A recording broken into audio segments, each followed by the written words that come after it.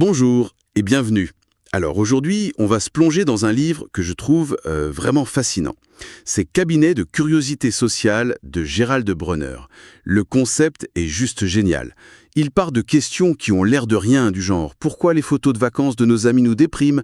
Et à partir de là, il nous emmène vers des réflexions hyper profondes sur la société, sur notre cerveau. C'est un peu comme les vieux cabinets de curiosité, vous savez, à la Renaissance. Notre but aujourd'hui, c'est un peu ça. Regarder ensemble ce qui se passe sous le capot, comprendre ces rouages invisibles qui guident nos vies. Oui, c'est tout à fait ça. Et la grande force du livre, c'est que ces fameuses curiosités ne sont pas juste des anecdotes pour amuser, non, ce sont de vraies portes d'entrée pour comprendre des mécanismes bien réels qui agissent sur nous tous les jours. Et on va en décortiquer quelques-uns qui sont particulièrement révélateurs. Allez, on commence fort. Un sujet qui va piquer un peu, je pense. Les réseaux sociaux. On a tous connu ça, ce petit pincement au cœur en scrollant sur son téléphone. Alors Bronner, il s'appuie sur une étude allemande qui met des chiffres là-dessus. Et ça confirme, Facebook génère de la frustration, de la jalousie. Mais le plus dingue, c'est que ça touche surtout les utilisateurs qu'on appelle passifs.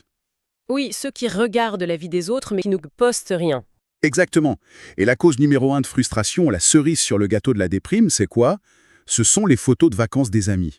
Ce qui est vertigineux, et c'est là que Bronner fait un parallèle brillant, c'est que ce sentiment qu'on croit hyper moderne lié à nos smartphones, en réalité il a été analysé il y a presque 2 siècles par Alexis de Tocqueville. Attendez. Tocqueville, vous voulez dire le Tocqueville qui observait la démocratie américaine dans les années 1830? Lui-même. C'est ça qui est puissant. La technologie, en fait, ne fait qu'amplifier des traits humains très très anciens. C'est fou? Tocqueville avait déjà tout compris. Dans une société démocratique qui nous promet l'égalité à tous, et même la comparaison devient permanente. Inévitable. On ne se compare plus à un roi qui est inaccessible. On se compare à son voisin, à son collègue, et cette comparaison constante, elle crée une insatisfaction structurelle. Parce qu'il y aura toujours quelqu'un qui semblera avoir mieux réussi. Facebook, Instagram, ils n'ont rien inventé. Ils ont juste mis un turbo sur ce moteur.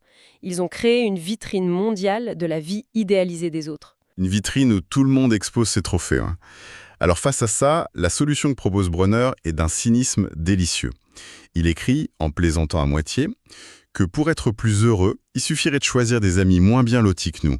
Ça me rappelle cette phrase terrible de La Rochefoucauld qu'il cite « Dans l'adversité de nos meilleurs amis, nous trouvons toujours quelque chose qui ne nous déplaît pas ». C'est atroce, mais ça met le doigt sur quelque chose de très humain, non? On l'avoue pas, mais ça illustre juste la puissance brute de ce mécanisme de comparaison. C'est vrai. Bon, là, on parle de mécanismes psychologiques assez lents. Est-ce que le livre aborde aussi des phénomènes sociaux plus explosifs? Absolument. Et là, on passe d'une dynamique psychologique à une dynamique de foule, où tout peut basculer en une fraction de seconde. Bronner raconte une anecdote incroyable qui s'est passée à Casablanca en 2015, à la mosquée Hassan II. C'est la nuit. Pendant le ramadan, la mosquée est bondée. Et là, une petite souris se faufile dans la salle de prière des femmes. Une souris. Une souris. Une femme crie. Une autre pense à un court-circuit, une autre à une bombe. Le cri se propage, la panique s'installe. Et en quelques instants, c'est une bousculade monstre. Le bilan est hallucinant, 81 blessés. 81 blessés? Pour une souris, Pour une souris? c'est complètement disproportionné. Une cause minuscule, des conséquences gigantesques. Comment on explique un truc pareil? C'est l'illustration parfaite de ce que les scientifiques appellent l'effet papillon. L'expression vient du titre d'une conférence d'un météorologue, Edward Lorenz, en 1972. Le battement d'ailes d'un papillon au Brésil peut-il provoquer une tornade au Texas? L'idée, c'est que dans certains systèmes complexes, une toute petite perturbation au départ peut entraîner des conséquences énormes et imprévisibles. D'accord, donc la souris n'est pas vraiment la cause, c'est juste l'étincelle dans un baril de poudre? Exactement, le contexte est crucial. On est en 2015, période de forte tension liée à la crainte d'attentats. La mosquée est pleine, l'ambiance est déjà chargée. La peur de la souris s'est greffée sur une angoisse latente beaucoup plus profonde. Et ça agit comme un amplificateur. Sans ce contexte, la souris aurait peut-être juste provoqué quelques rires. C'est fascinant de voir comme nos systèmes sociaux sont à la fois solides et paradoxalement si fragile. Ça me fait penser à cette nouvelle de science-fiction de Ray Bradbury, Un coup de tonnerre, que Bronner cite aussi. Un type voyage dans le temps Il écrase un papillon par accident, il revient et le monde a complètement changé. C'est fou de voir comment la SF anticipe parfois ces concepts. C'est un thème récurrent, oui. La fragilité de nos constructions. Et ça pose une question sur notre propre rationalité, finalement. C'est une transition parfaite. Si les groupes peuvent être si irrationnels, qu'en est-il de nous individuellement? Surtout là où on attend une rationalité absolue, comme la justice. Brunner cite des études qui font froid dans les dos. La première montre que des juges israéliens qui statuent sur des libérations conditionnelles sont beaucoup plus cléments juste après leur pause déjeuner. Un juge qui a faim est statistiquement plus sévère. C'est déjà assez troublant, oui. Le sort d'une personne qui dépend du taux de sucre dans le sang du juge. Mais attendez, c'est pas fini. L'expérience suivante est encore pire. On demande à des juges allemands expérimentés de fixer une peine pour un vol à l'étalage. Mais juste avant, on leur fait lancer une paire de dés. Des dés pipés qui ne peuvent donner que 3 ou 9. Et là, le résultat est dingue. Les juges qui ont fait 9 condamnent en moyenne à 8 mois de prison.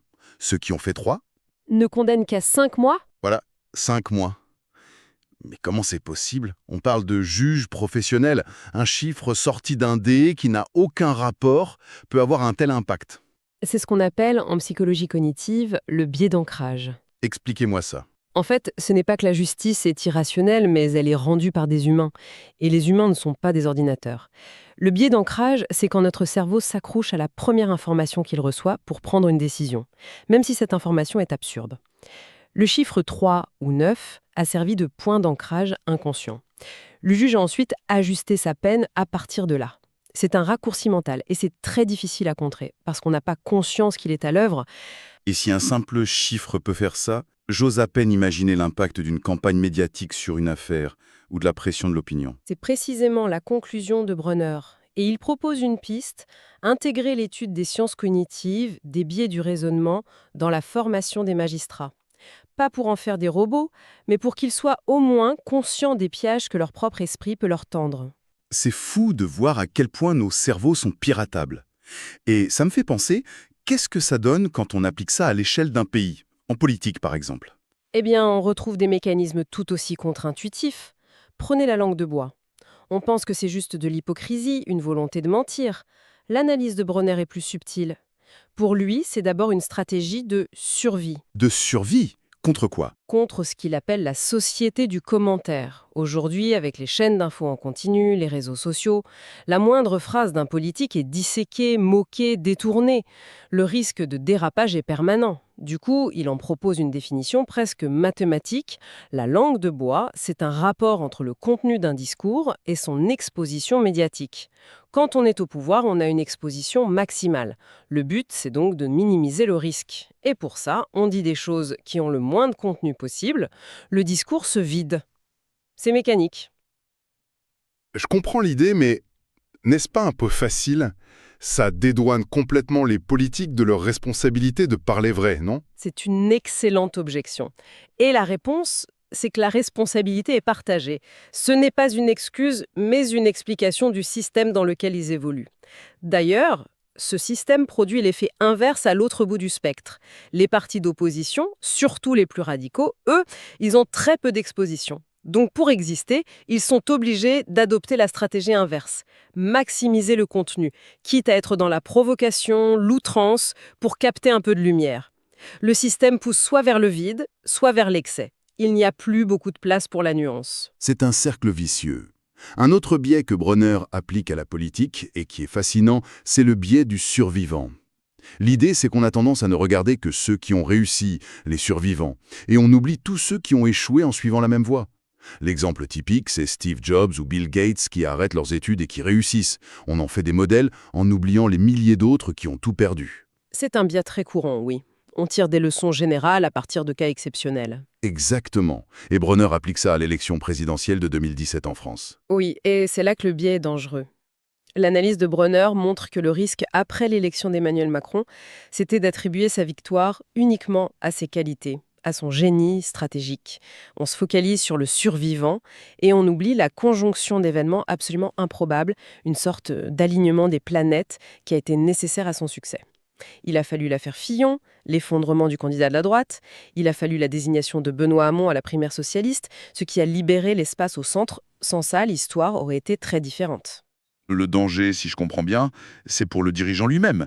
S'il croit qu'il a réussi seulement grâce à son talent, il risque de développer un excès de confiance. Précisément, c'est le risque de ce que Bronner appelle l'essentialisation de la réussite. On croit qu'on a une essence de gagnant, et on est tenté de répéter des stratégies qui n'ont marché qu'une fois, grâce à un coup de chance. Et ça se termine souvent mal. Pour résumer, Bronner cite une dernière fois La Rochefoucauld, et c'est parfait. Quelques grands avantages que la nature donne, ce n'est pas elle seule, mais la fortune avec elle, qui fait les héros.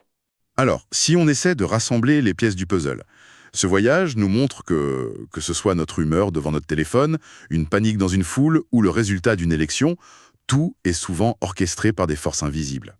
On est moins rationnel et moins maître de notre destin qu'on aime le croire. C'est exactement ça. Et l'intérêt de la démarche, c'est de nous montrer que, pour comprendre le monde, il ne faut pas seulement lire des grands traités. Il faut aussi, et peut-être surtout, apprendre à regarder les petits faits du quotidien, les choses étranges qui nous entourent, et à les analyser. C'est souvent là que se cachent les plus grandes leçons. C'est un excellent point. Et pour finir, on voulait laisser une question en suspens, une sorte de dernière curiosité. Oui, ce qui est intéressant, c'est que l'ouvrage de Brunner décortique nos failles, notre tendance à nous laisser berner. Mais il y a un autre trait humain fondamental, notre appétit insatiable pour les histoires, pour la fiction. Alors, même qu'on devient plus conscient des manipulations, notre consommation de fiction, séries, films, romans n'a jamais été aussi massive. La question qui se pose alors, c'est est-ce que cet entraînement permanent à la fiction, cette immersion constante dans des récits, nous rend plus affûtés pour repérer les manipulations dans le monde réel, ou est-ce qu'au contraire, ça nous rend plus vulnérables, plus perméables à n'importe quelle narrative bien construite, qu'elle soit vraie ou fausse? C'est une question ouverte.